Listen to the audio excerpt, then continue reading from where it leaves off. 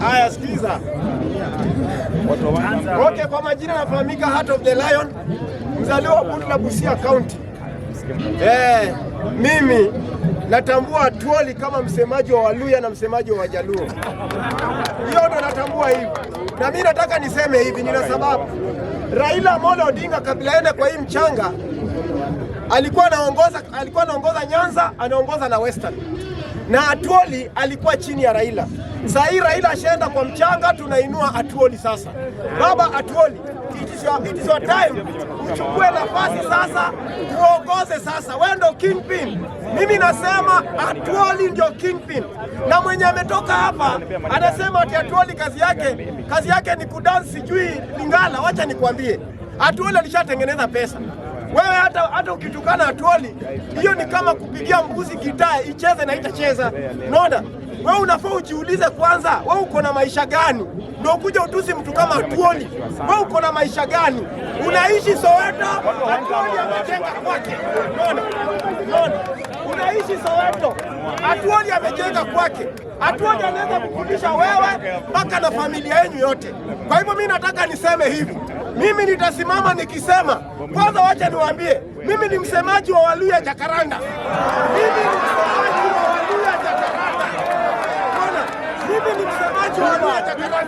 Na nitatetea Atuoli hapa. Mimi nitatetea Atuoli. Maana Waluya wamepoteza mwelekeo, hawana kiongozi Jacaranda. Mimi nimesha take over. Mimi ndo nitaongoza Waluya hapa Jacaranda. You like it or not, kama utaki kwenda kabisa. Kwa hivyo nataka niseme hivi. Nasikia mkisema ati Mheshimiwa Rais Ruto ati sasa ameenda kulia kwao.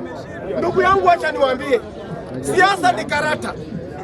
Wacha niwaambie ndugu yangu, siasa ni karata. Na Mheshimiwa Rais Ruto ni mtu anajua kucheza siasa. Rais Ruto amekuwa mbunge miaka 15. Rais Ruto ndio huyo amekuwa mpaka waziri.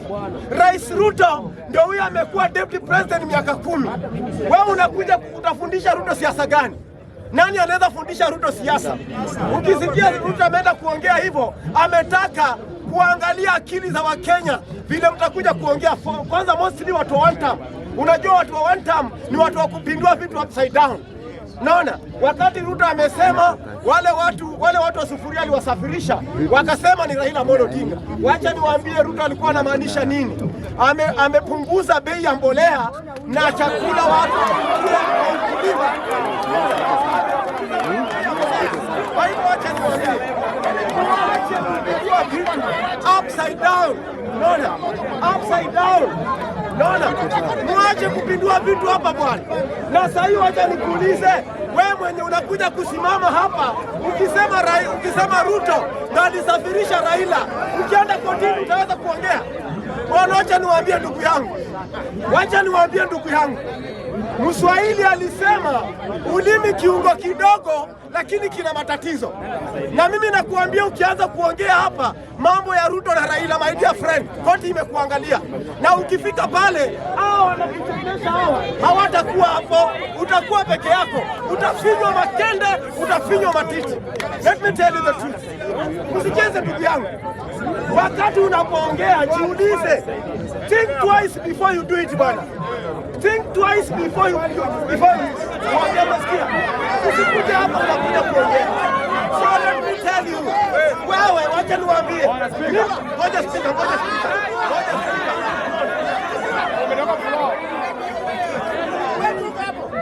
Bwana, ukitoka Koroma mbele unafaa kuingia.